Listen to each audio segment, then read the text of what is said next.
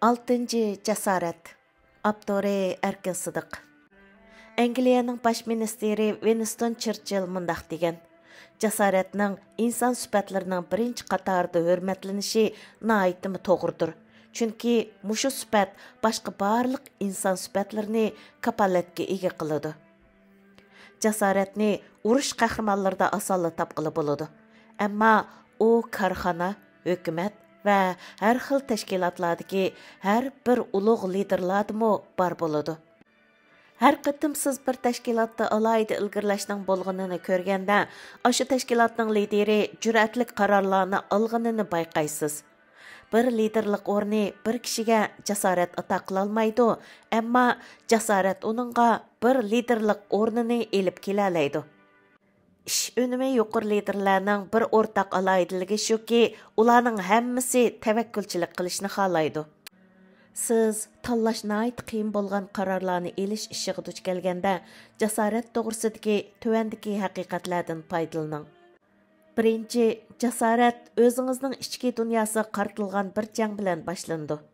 Siz bir lider bo'lish sifatingiz bilan yo'liqqan har bir sinoq siz o'zingiz bilan boshlanadi. Jur'atning siniqimi ham shundoq. O'zingizda vahimaning bo'lmasligi jur'at hisoblanmaydi.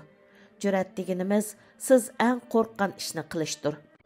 U sizda o'zingizga tonishliq bo'lgan narsalarni bir yoqqa qayrib qo'yib, yangi territoriyalarga qadam tashlashga ketadigan kuch-qudratning bo'lishidir. Ikkinchi, jasorat deganimiz ishlarni to'g'ri tarafga burash bo'lib, ularni seliqlab o'tib ketish emas.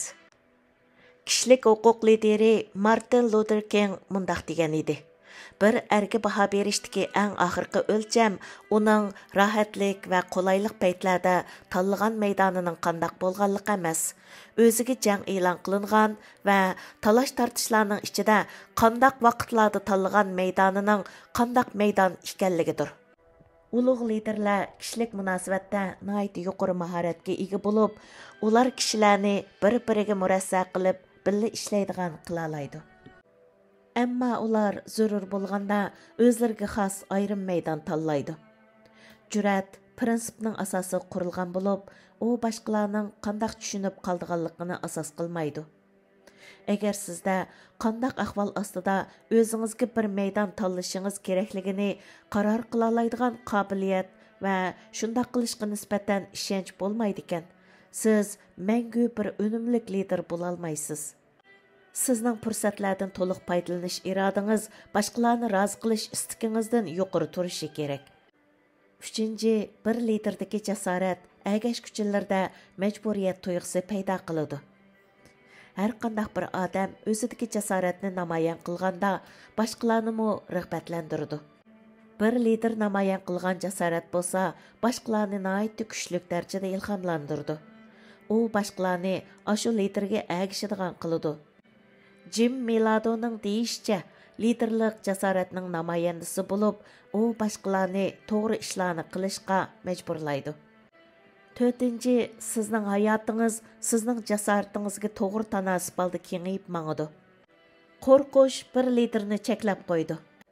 Rimlik tarixshunos Tacitus mundaq degan: bexatarlikka bo'lgan istak har bir ulug'vor va yuksak ishlarning dushmanidir. Jasorat ishikni ichib berdi. Mana bu uning eng zo'r foydasidir. Jasorat siz qilmoqchi bo'lgan ishni bir yaxshi boshlanish bilan ta'minlab qilmasdan, uni bir yaxshi istiqbolga ega qiladi. Bir jasoratlik ish-harakat hamisha burun kutmagan ijobiy natijalarni elib keladi.